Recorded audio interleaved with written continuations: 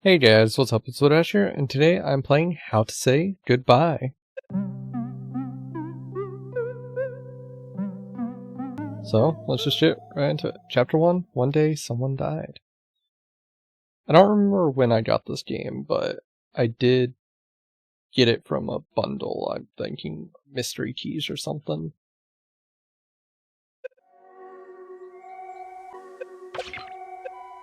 We'll let the story make itself. Beatrix died on a fine spring day. It was their favorite time of the year. All their closest friends and family gathered to commemorate them. Everyone was heartbroken because they loved Bee so much. Their absence was very painful. They all wept and drank a glass of kefir, Beatrix's favorite drink. Then they ate a serving of nasi goreng, Beatrix's favorite dish, and talked about all the good memories they had of their sweet Bee.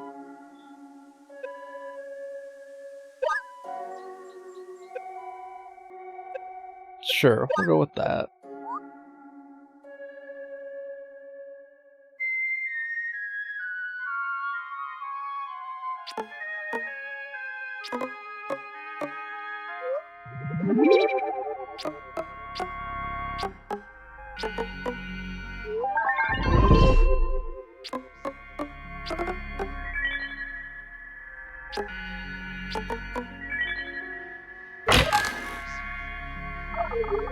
Beatrix could still feel the sadness and grief in the hospital room. They felt sorry for the people they had to leave behind. They didn't know how long they had been sleeping, but they felt the urge to go home and comfort their loved ones. Beatrix wasn't sure where they were, but they knew that if they kept moving forwards, they would eventually figure out how to get home.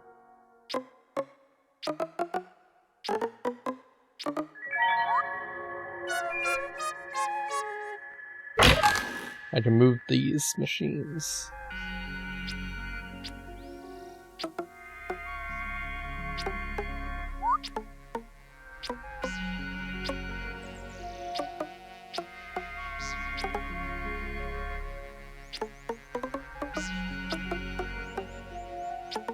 Oh no, what?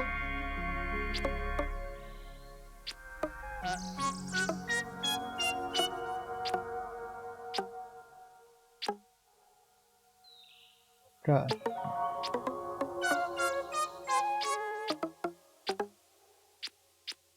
Still can't talk to him.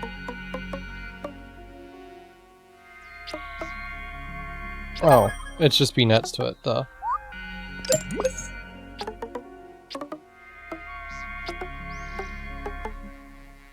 So get you here. The spirit greeted Beatrix. Woo, finally free. Thank you for opening the path. I started to feel myself turning into a spleen. Beatrix wondered what a spleen was.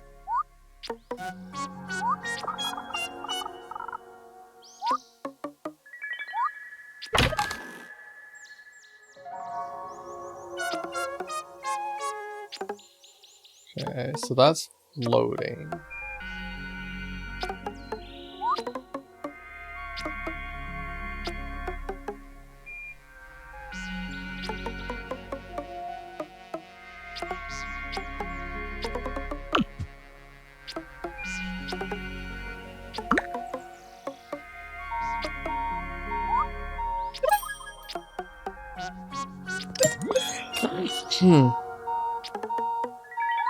Had to sneeze. Alright.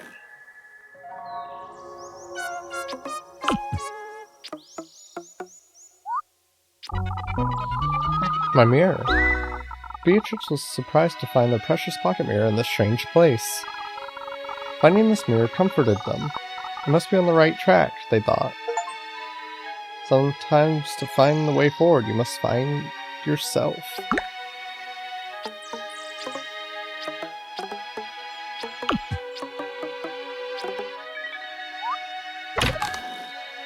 Now I have a duplicate.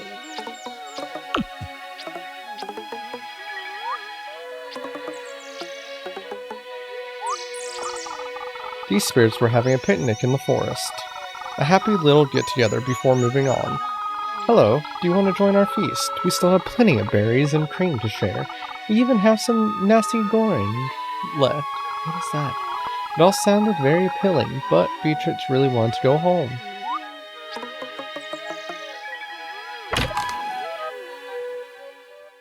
Chapter 2, the start of Beatrix's journey. It always spins counterclockwise. And I always think that's a loading screen. Beatrix felt confident. After all, with their fantastic mirror, what could prevent them from moving onward?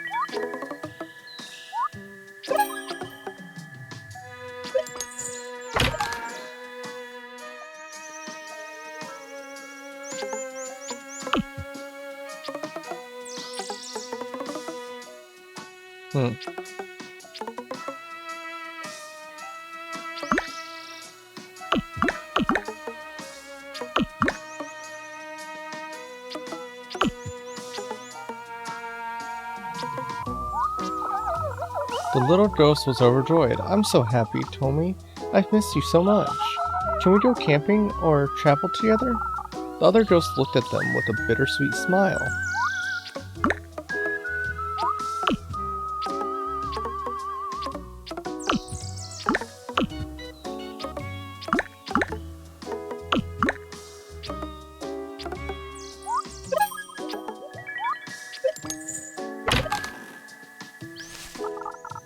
A creepy voice echoed quietly through the forest. I'm so well hidden, the precious mirror will soon be mine. Hehehe. Beatrice shivered. So, they're gonna try and steal my mirror. And...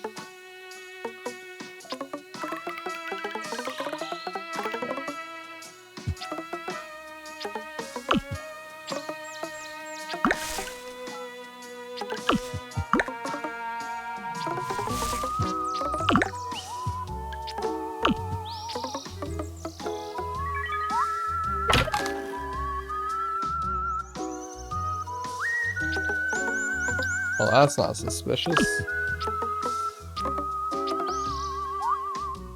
Oh my god, whatever could happen here? Ha! Surprise! The door turned out to be a strange ghost in disguise. You stole me! Thanks, said the strange ghost as she took Beatrix's mirror. Wait, that's mine, shouted Beatrix. You can't just take my mirror. You'll never catch me. I am Toad, the greatest of all robbers. The tiny ghost laughed as she fled.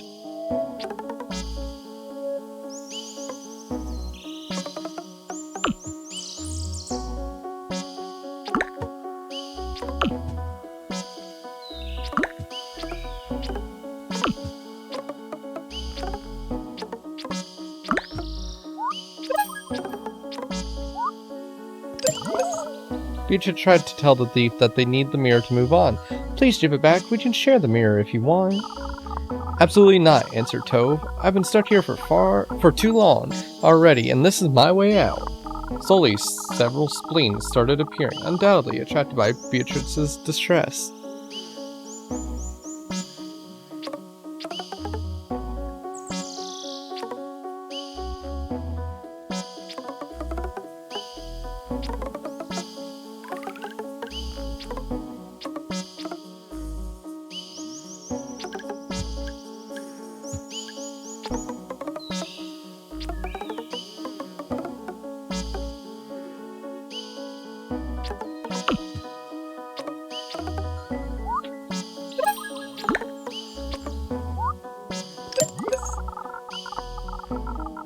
As Beatrice approached the door, a group of spleens gathered around them. Uh-oh. Quickly, follow me, hurried Tove.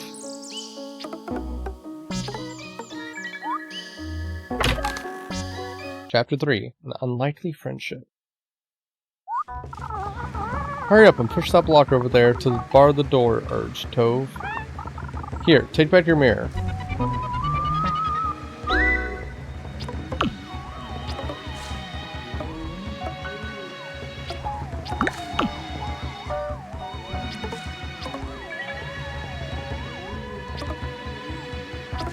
So, I need the key. Then do this.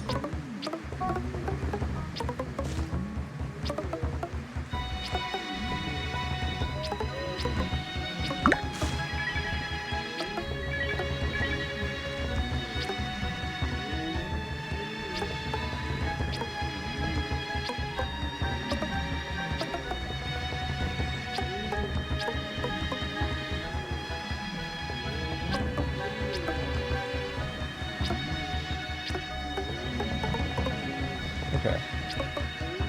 Fine.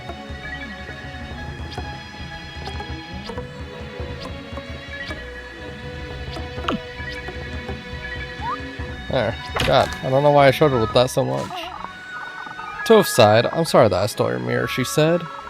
She explained to Beatrice that she's been lost in this forest for a long time. I'm just looking for a way to leave this in between. Beatrice understood that the theft was an act of desperation. Let's travel together for a while, at least until we are safe, away from the spleens, suggested Beatrice. I gotta finish this level before I can move on, said the Gamer Ghost.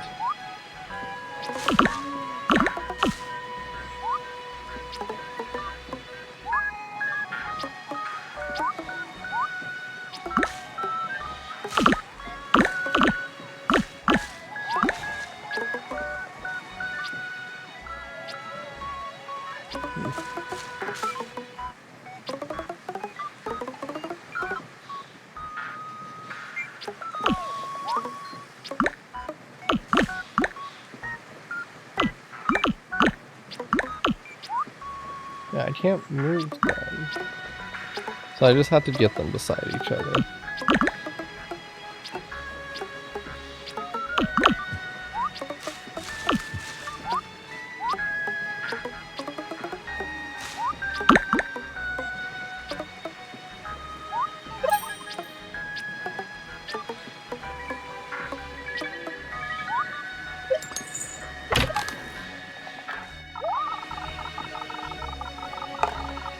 Beatrix still wasn't sure who the spleens were and why they were after them.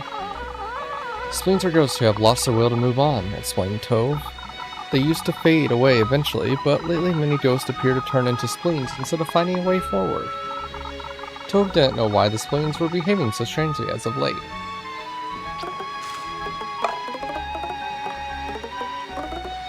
I don't know what the point of these are.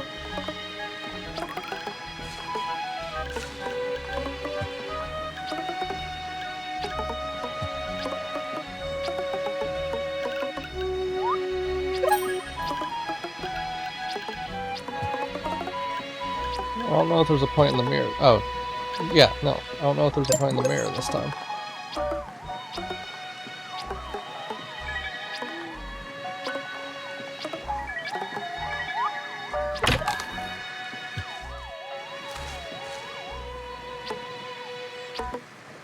Watch out, there's a ghost.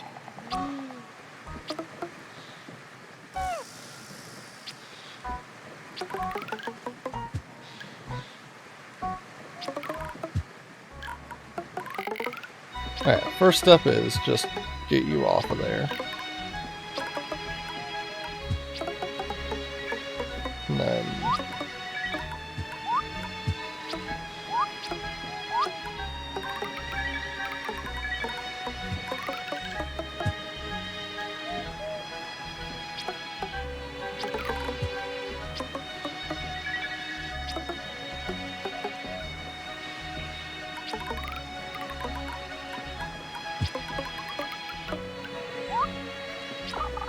Toph asked what the artist was making. The painter was flattered by her interest. This is a still life, he explained. It represents lifeless objects, but look how these leaves appear full of life. They still have a whole story to tell before turning into dust and food for the mushrooms and insects, he added, visibly proud of his work.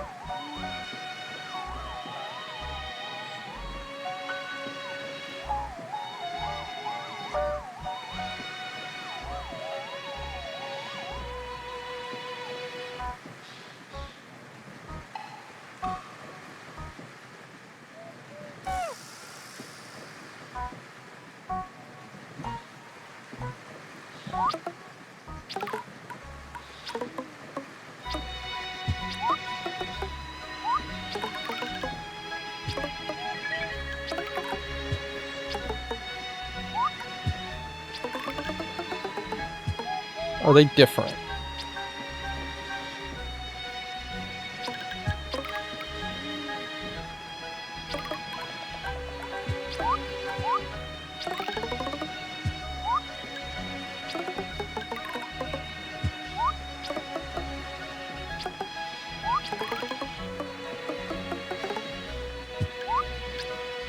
I give up. Okay.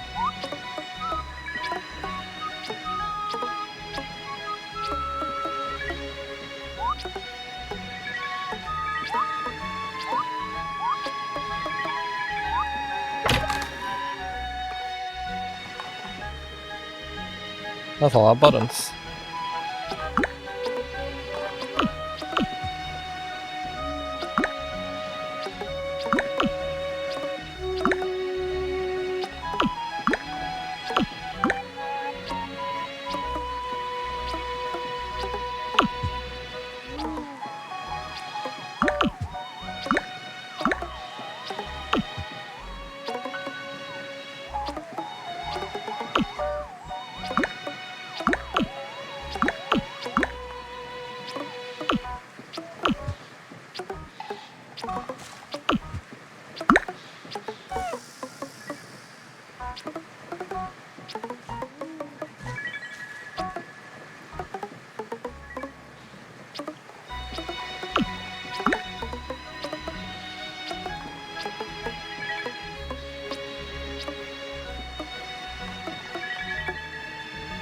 Right. I went one past. It's fine. The spleens crept closer and closer to our ghostly friends. "We need to go," said Trove, clearly worried. "We can't let them catch us." The spleens had tracked down Tove and Beatrix. "Here you are, Beatrix," whispered the spleens in unison. "Someone is expecting you." Chapter 4. Someone is expecting Beatrix. I wonder how many chapters there are. Just feels like it should take a while.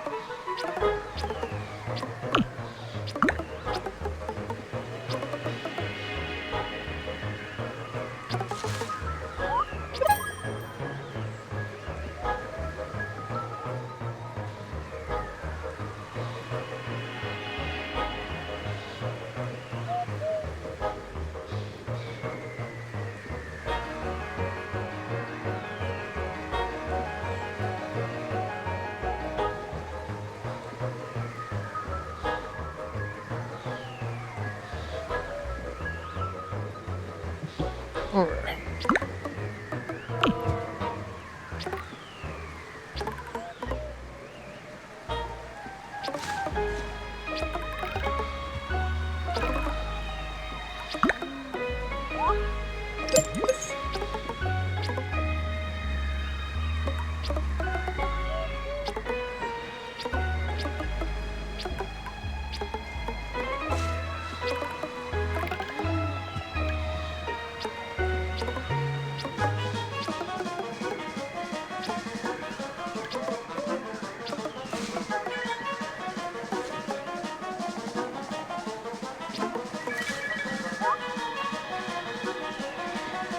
I had to make a choice.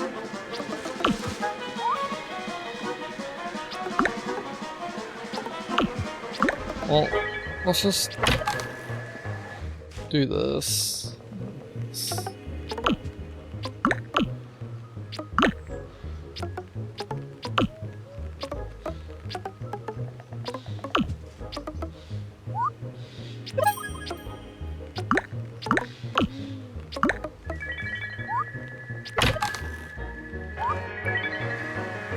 Oh. What?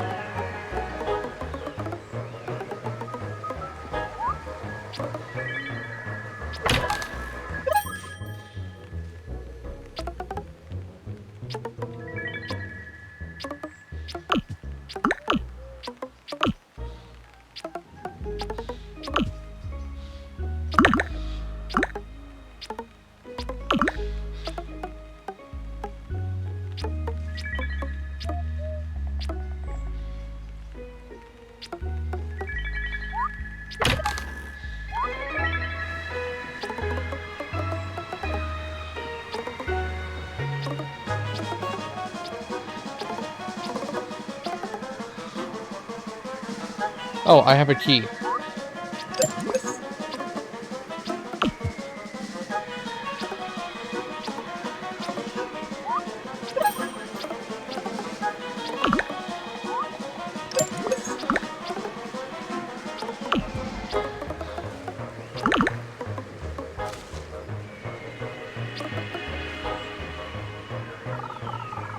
Spleens barred Beatrix's path. You should just stop here and follow us.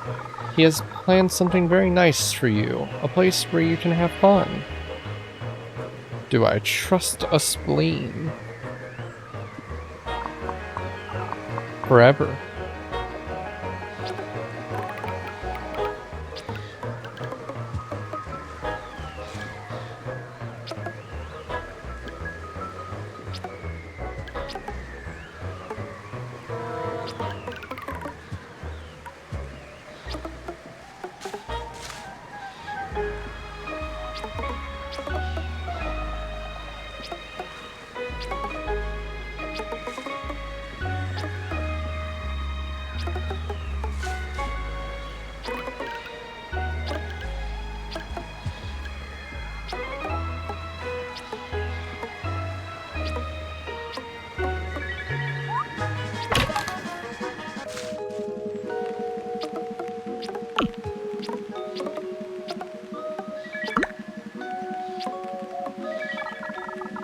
Tove was tired of wandering through this world outside of space and time, but Beatrix's kindness and her useful mirror have given Tove hope. Maybe one day she'll find her way forward. Tove thanked her new friend for being with her. You can call me Bee, they answered with a warm smile. Bee, whispered Tove to herself with a smile. This name made her feel fuzzy inside, awakening a long-lost memory. Bee was happy to see that Tove wasn't as mean as she pretended to be at first. My home isn't far from here anymore. I can feel it. It's easier to move forward with your friends.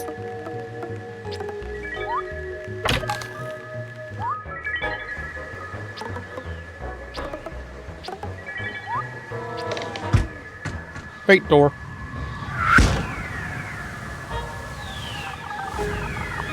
As the spleen shot Beatrix, they appeared less dreary for a brief moment, and then they disappeared.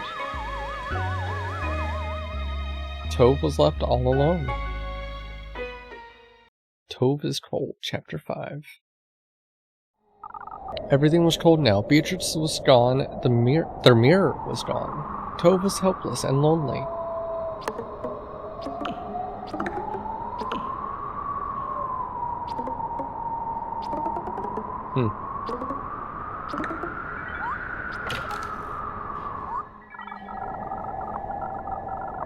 That's certainly Beatrix's house, sighed Tove desperately. We were almost there.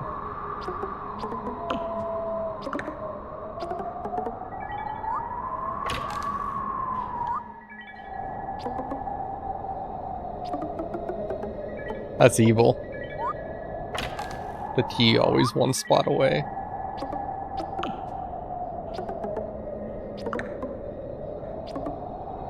Snowman doesn't help.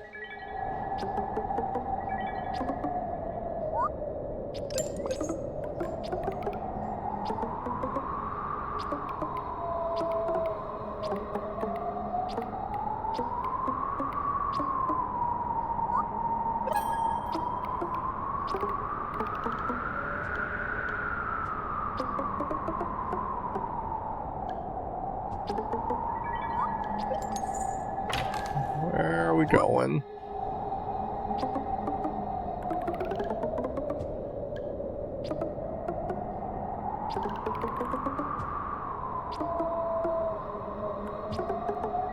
I mean, might as well go this way, even though I can go the other.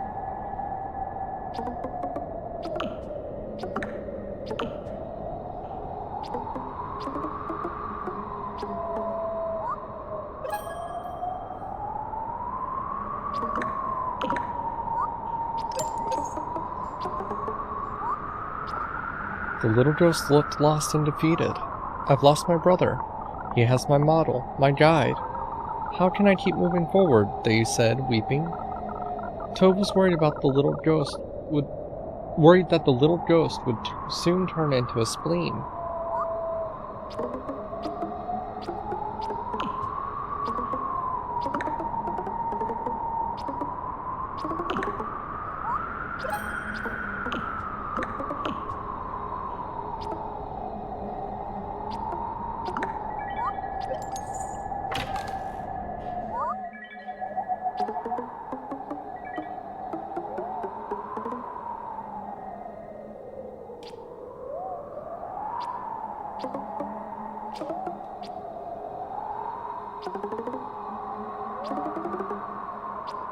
I don't see anything on this one.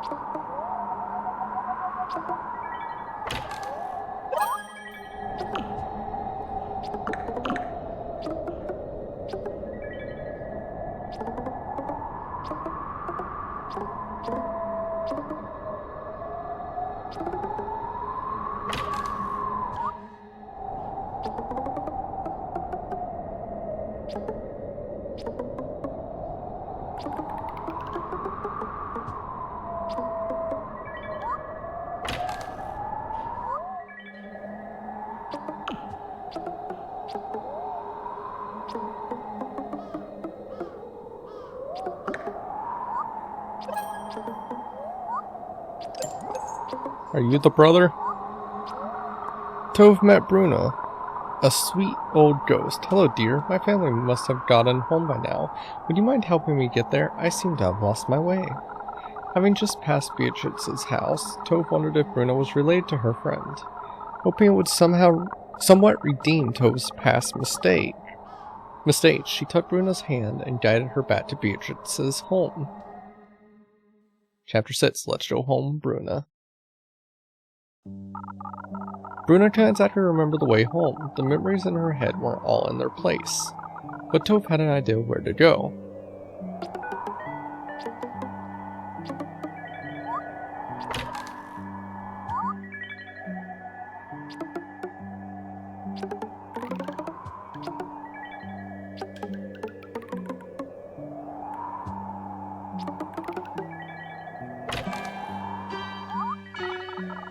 Bruna's face became very serious for a brief moment.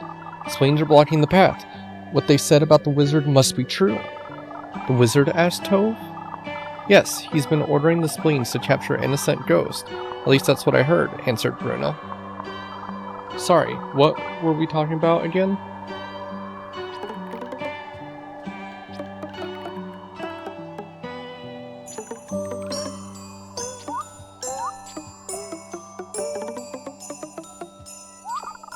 You can't go through here because I'm blocking your way, muttered the spleen, stating the obvious.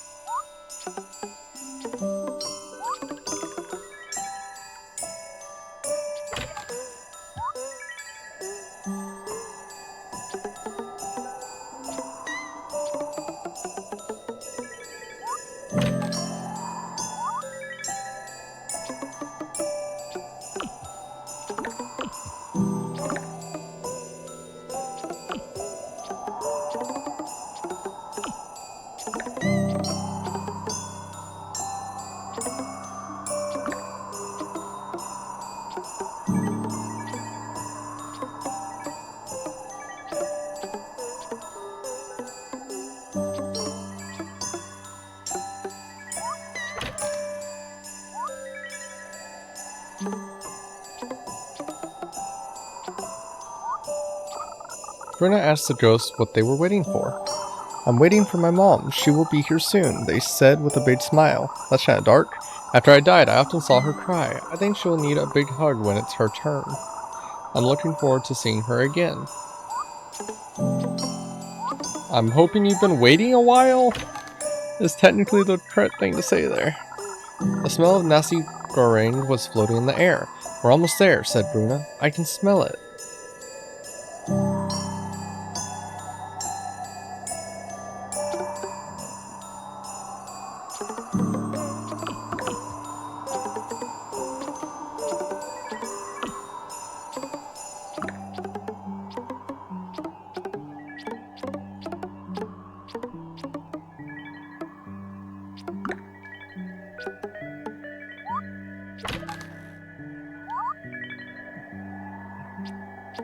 Now what do you have to say?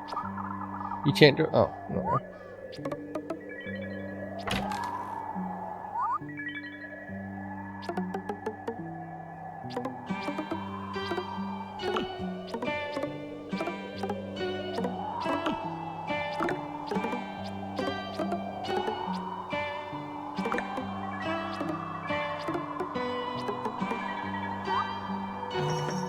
Dang it, we don't have a key yet.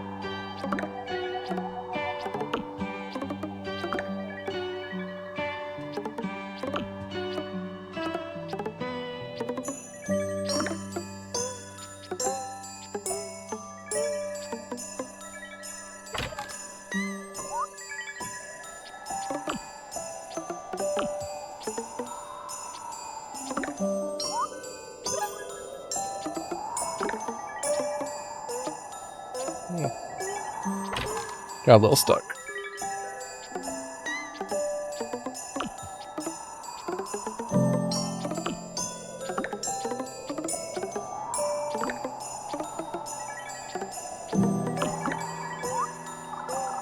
Bruno's eyes lit up.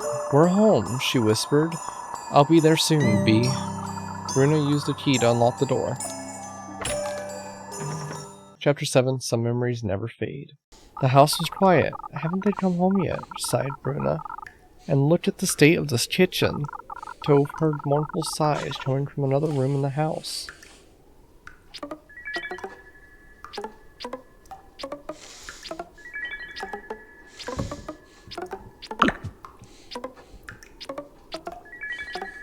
So those are switches. Got it.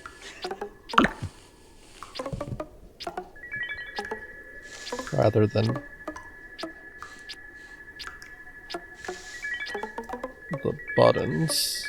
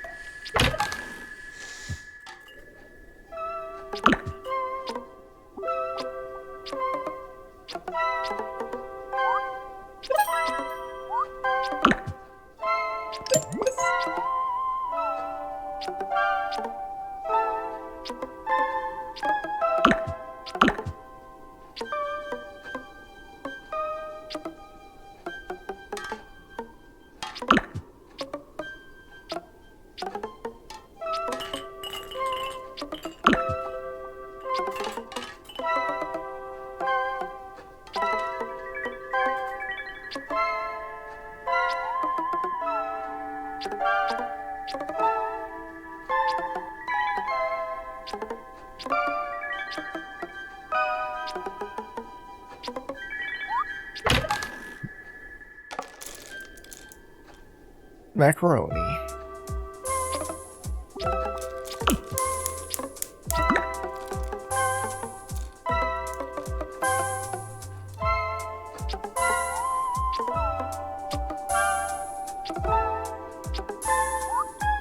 Just go like that. Doesn't really matter how I do it.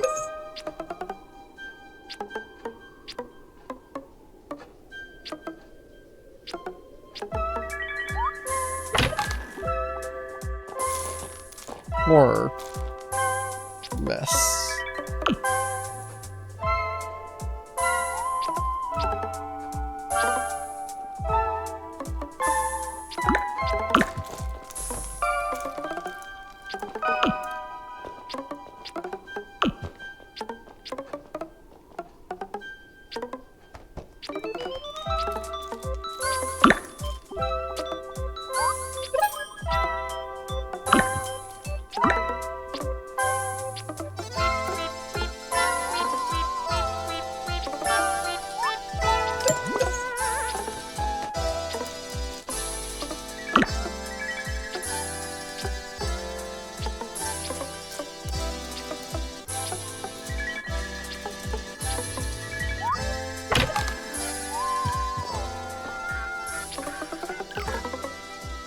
Oh god. The little Jammer Ghost smiled. This game is getting tricky. She seemed to have a lot of fun.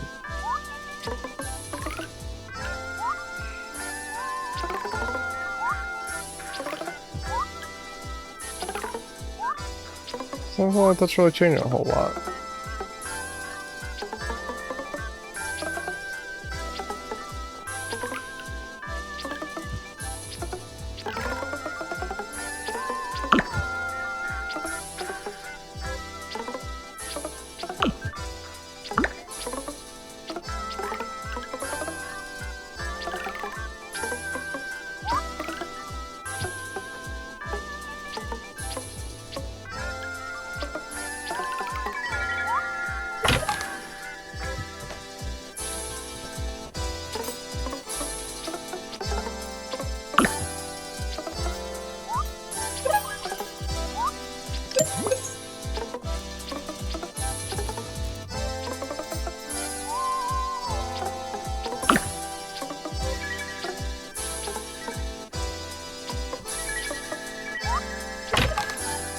Easy enough.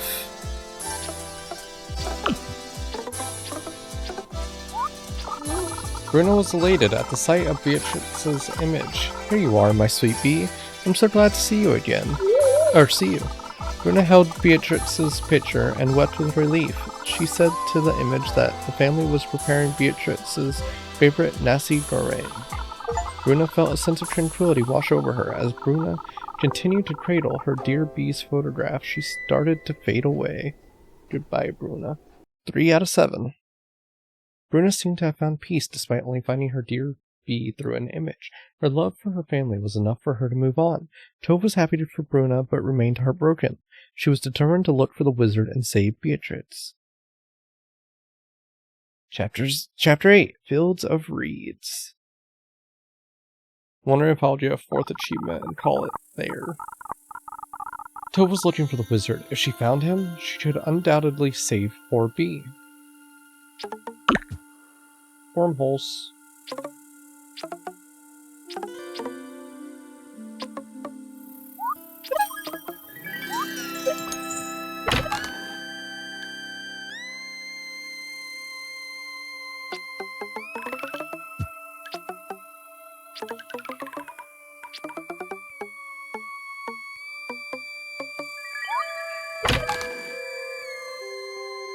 Sure.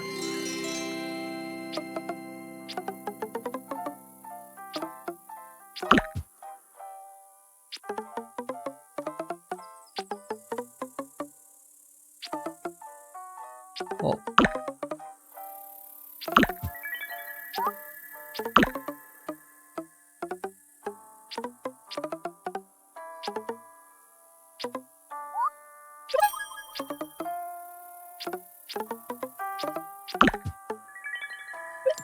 There.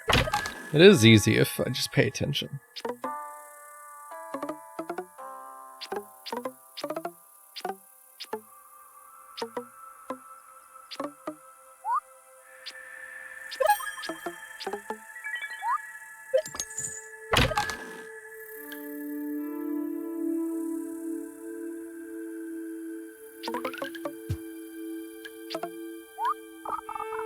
Tove could overhear the kids talking despairingly about another ghost.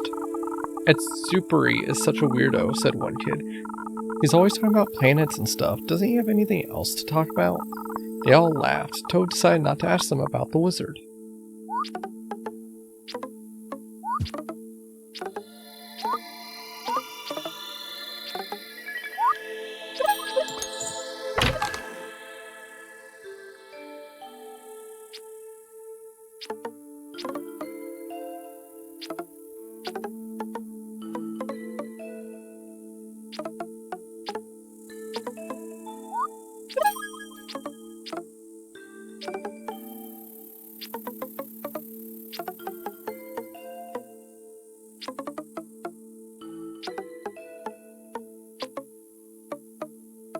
What?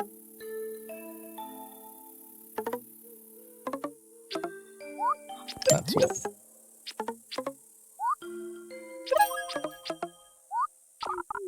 Have you heard of the wizard? Asked Tove, but the farmer wanted to talk about the weather instead.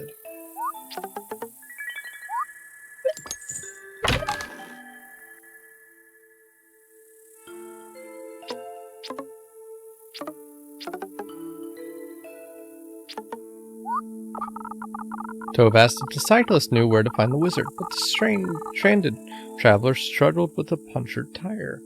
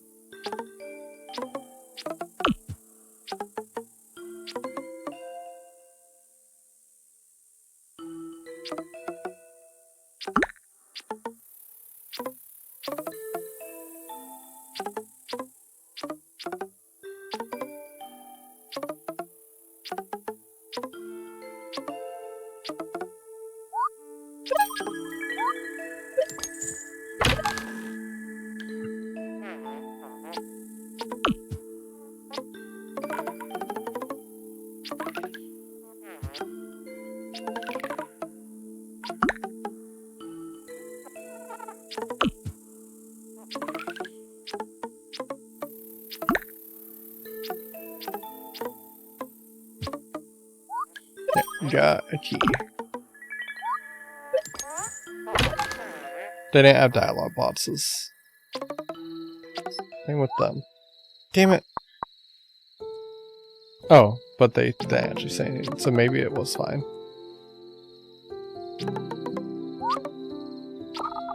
Gazing into the depths of the water, Edzuperi was dreaming of the moon's lakes. Defeated, Tove thought, I don't think the spirit will know anything of the wizard. I don't know what you're looking for, said Edzuperi, but sometimes you need to take a step back to see the whole picture. It is said that you can see the whole world from the moon. In Tove's quest to save Beatrix, most words felt empty as none brought her closer to finding the wizard. But somehow, she found comfort in Edzuperi's detached whispers. She asked him if he'd help her find the wizard from up there. You want to go to the moon? With me? And so, joined by Edzuperi, Tove set off for the moon. Chapter 9. Tove and Edzuperi Travels. Edzuperi was so excited to have found someone with whom he could share his passion for the moon. People mocked him for his candidness whenever he talked about visiting the moon. Even though he was not sure why Tove wanted to join him, he was happy to have met someone who wanted to spend some time with him.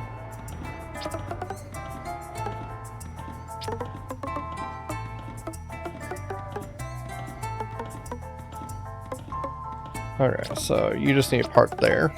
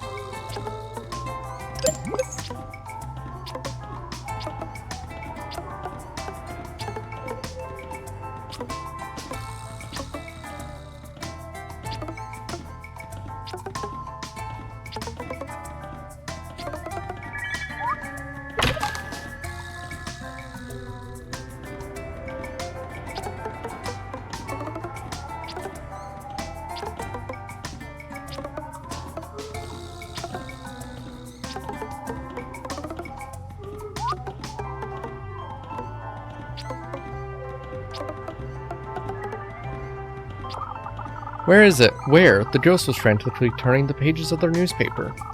Not a word about my death, nor all the great things I've done in my life. What a rag. They were visibly annoyed and threw the newspaper on the floor. Tove picked up the new paper. The headline announced that they had found life on Mars. Edzuperi was amazed by this discovery, but the angry ghost didn't care. Edzuperi had gathered all the guides and leaflets he could find about the moon. Apparently, an artist has designed a lookout at the Mare Cognitum from which you can see the entire world. Can you imagine?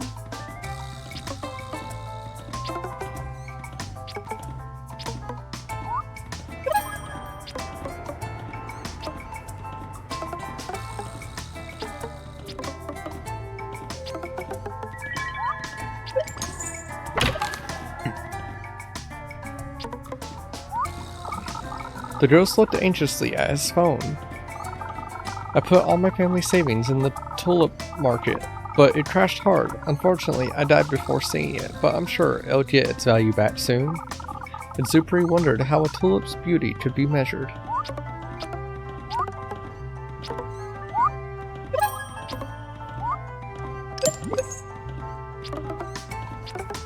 I'm pretty sure these don't matter, right? Yeah.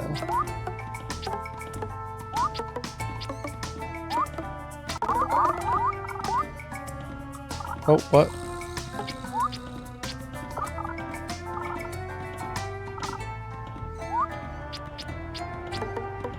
I'm gonna have to pause each of those and probably skip some of them. Oops. But Zupri was beaming as they got closer to the boarding gate. We'll be landing close to the Mare Cognitum. I'm sure you'll find what you're looking for from there.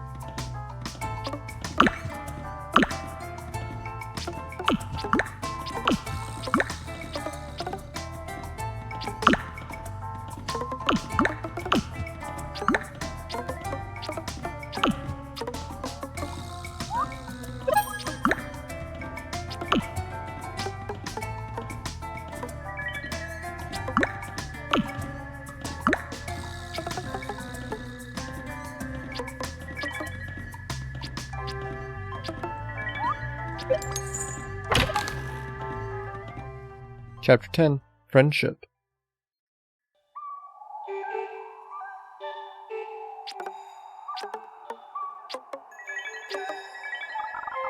A shining shadow was peeking from behind a rock. It's Zupri. I think his spleen is following us, said Tove. Let's leave before they notice us. A sketchy-looking ghost peeked from behind the rock. Hold on, I'm not a spleen. Yet. My name is Sindak. I heard you talking about the wizard. Can I tag along? Tove was a bit suspicious, but Sindax looked harmless. We may need some help upon confronting the wizard, she thought. And so the pair became a trio, and Zupri could not be more excited to have made so many friends. Got a little bit more hope. Sindak's story is now available from the additional stories menu. Oh no. Sindak had been searching for the wizard for a long time. They had hoped to go through the afterlife with their beloved brother Tomi. Unfortunately, by the time Sindak died, Tomi was already long gone. Preying on the poor ghost's despair, the spleens had tried to convince Sindak to join their ranks. Sindak had managed to escape their grasp so far, holding on to the memories of Tomi. But the memories began to fade, and Sindak started to lose confidence. They saw themselves slowly turning into a spleen.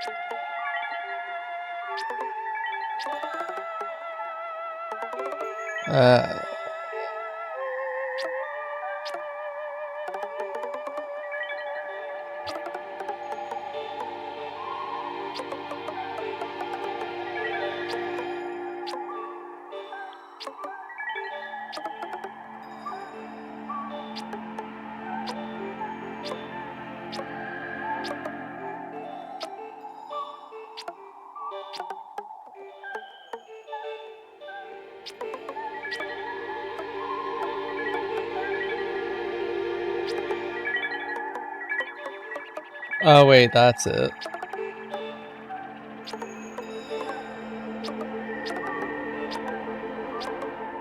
Fuck, no it's not.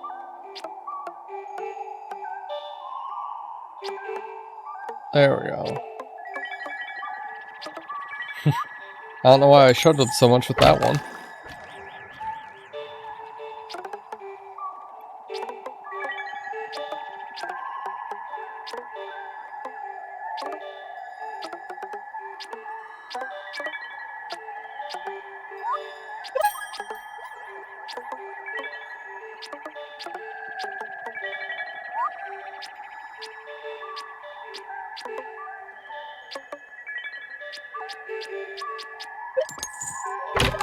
I don't know why it wasn't working. Sindachi asked Itsupuri why he was so excited about the moon. Itsupuri said that the moon was something we all have in common when we look up. Sindat thought about their late brother, wondering if they could still see the moon after moving on.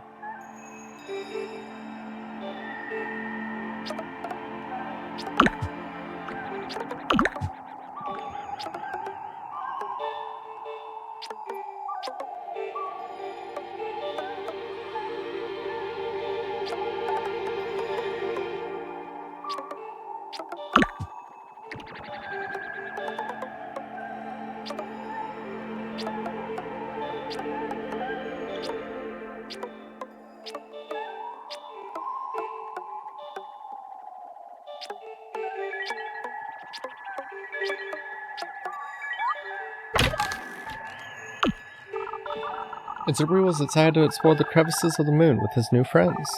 This was all he ever wanted to do, hang out with people who wouldn't mind his whims and passions. He felt a sense of restfulness come over him. I take it we're about to lose him.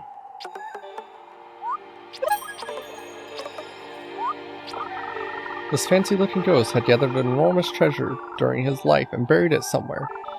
It's the fruit of my own labor, he said to Tove. I won't let anybody else profit from it.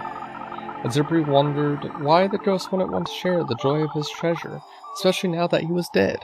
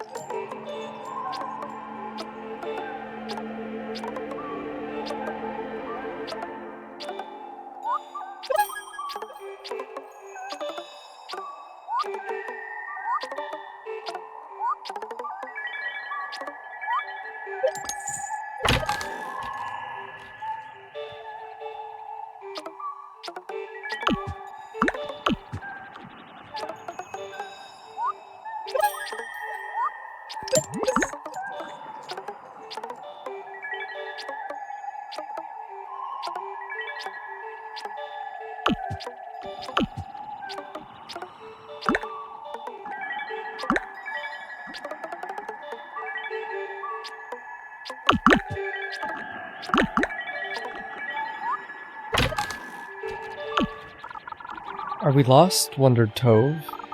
They had been journeying for quite some time now, and she was thinking of Beatrix. Itsupuri's face suddenly looked surprisingly mature. I hope you will save Beatrix, but if you don't manage to do so, the adventures you had together and the bonds you have created with them will exist forever, said Itsupuri. Tove wasn't sure what he meant. He's saying give up on them.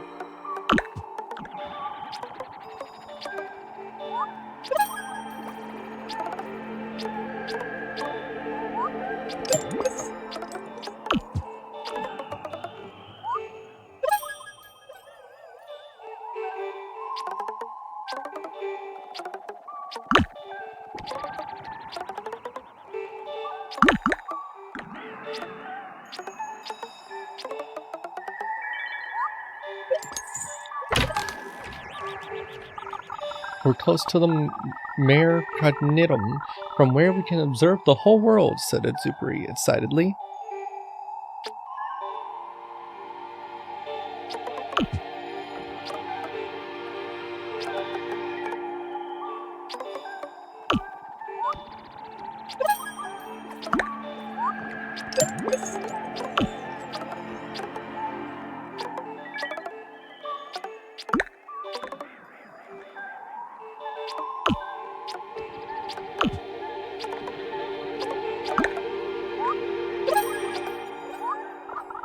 The ghost looked sad and angry. The Splings took my dear friends.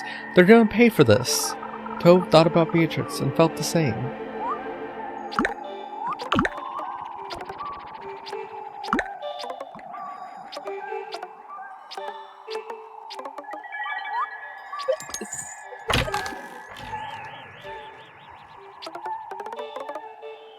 Goodbye, Zupri. We made it! The ghosts had finally reached the lookout. As Zupri said, they could see the entire world from here. Over there, that tower, in the middle of the city, that must be the wizard's hideout. Tove and Sindak were excited to have located the wizard's tower. With Zupri's help, Sindak and Tove took a step back, finally seeing the bigger picture. They wanted to thank him, but before they could do so, Zupri had faded away. Tove was confused. Zupri felt ready to move onward, despite having yet to see the rest of the moon and meet Beatrix. Sindak and Tove felt a pain in their hearts, knowing they'll never meet Zupri again, but they were glad to know he had found a way forward. All Zupri needed was to spend some time with friends. Goodbye. Tove and Sindak went on towards the wizard's tower. So, I hope you guys enjoyed, and I'll see you next time. Peace.